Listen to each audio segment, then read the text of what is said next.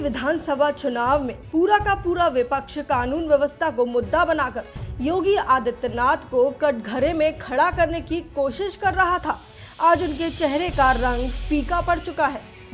इसमें कोई दो राह नहीं है कि विधानसभा चुनाव के दौरान कानून व्यवस्था ने योगी की छवि को काफी हाईलाइट कर रखा था। विपक्षी खेमे ने भी कोई मौका नहीं छोड़ा था इसे मुद्दा बनाकर भुनाने में। लड़की हूँ लड़ सकती हूँ वाली प्रियंका गांधी ने तो धरना प्रदर्शन तक देना शुरू कर दिया था। लेकिन अफसोस, योगी की आंधी में सारे मंसूबे धाराशाही हो गए। यही वजह है कि चुनाव बीतने के साथ ही योगी को एक नया नाम मिल गया और सूबे की जनता उन्हें बुलडोजर बाबा बुलाने लगी। ये योगी के लिए किसी बड़ी उपलब्धि से कम नहीं है। अगर गौर करेंगे तो आपको नजर आएगा योगी के कानून व्यवस्था में गैंगस्टर एक्ट ने महत्वपूर्ण भूमिका निभाई है। लेकिन इसी गैंगस्टर अधिनियम को लेकर एक काफी दिलचस्प किस्सा है जिसे जानने के बाद आप भी योगी आदित्यनाथ की तारीफ करने से खुद को रोक नहीं पाएंगे।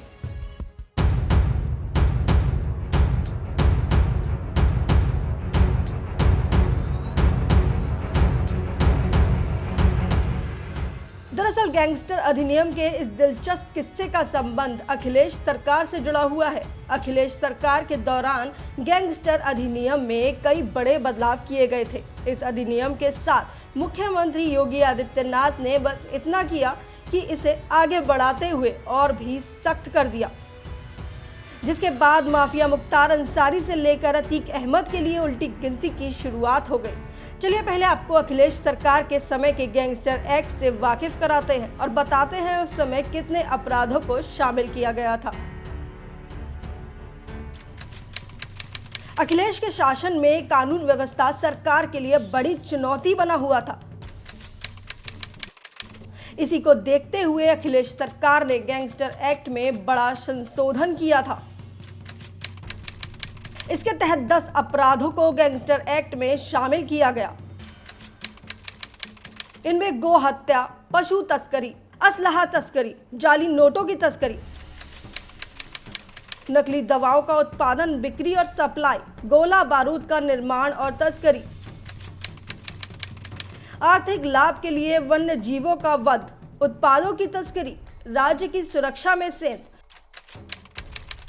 वाणिज्य की शोषण, बाल श्रम, बंधुआ मजदूरी, मानव अंगों की तस्करी और यौन शोषण शामिल थे। अब योगी ने अखिलेश के इसी गैंगस्टर एक्ट को बढ़ाते हुए और भी ज्यादा सख्त कर दिया। इसमें कई सख्त नियम कानून जोड़े गए। वैसे गैंगस्टर एक्ट में पहले भी संपत्ति जब्त करने का प्रावधान था, लेकिन ये वैकल्पिक ही हुआ करता था। अलग अलग केस के आधार पर इस पर निर्णय लिया जाता था। लेकिन योगी सरकार के नियमावली संशोधन ने अब गैंगस्टर एक्ट के तहत संपत्ति तो जब्त होगी ही, साथ ही इसमें डीएम के अधिकार में भी इजाफा कर दिया गया है।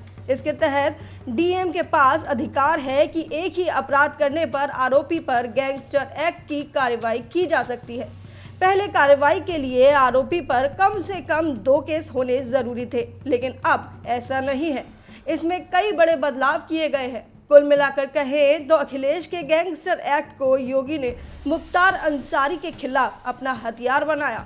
बहरहाल योगी और अखिलेश के गैंगस्टर एक्ट पर आपकी क्या राय है? हमें अपनी राय को कमेंट करके जरूर बताएं। माननीय श्री आदित्यनाथ योगी जी से अनुरोध है कि कृपया शपथ ग्रहण करने का कष्ट करें।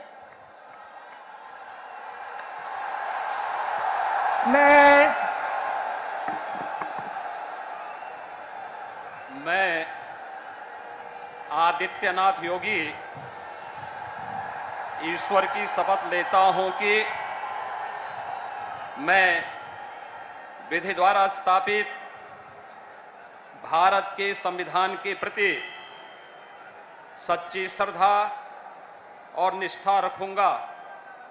मैं भारत की प्रभुता और अखंडता अक्षुण्ण रखूंगा।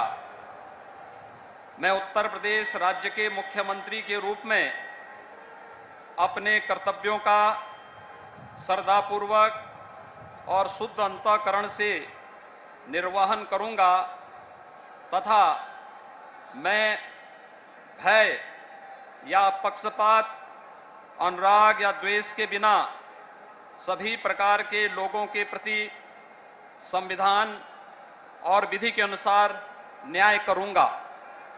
मैं आदित्यनाथ योगी ईश्वर की शपथ लेता हूं कि जो विषय उत्तर प्रदेश राज्य के मुख्यमंत्री के रूप में मेरे विचार के लिए लाया जाएगा अथवा मुझे ज्ञात होगा, उसे किसी व्यक्ति या व्यक्तियों को तब के सिवाय जबकि ऐसे मुख्यमंत्री के रूप में अपने कर्तव्यों के सम्यक निर्वहन के लिए ऐसा करना अपेक्षित हो, मैं प्रत्यक्ष अथवा प्रत्यक्ष रूप से संसूचित या प्रकट नहीं करूंगा।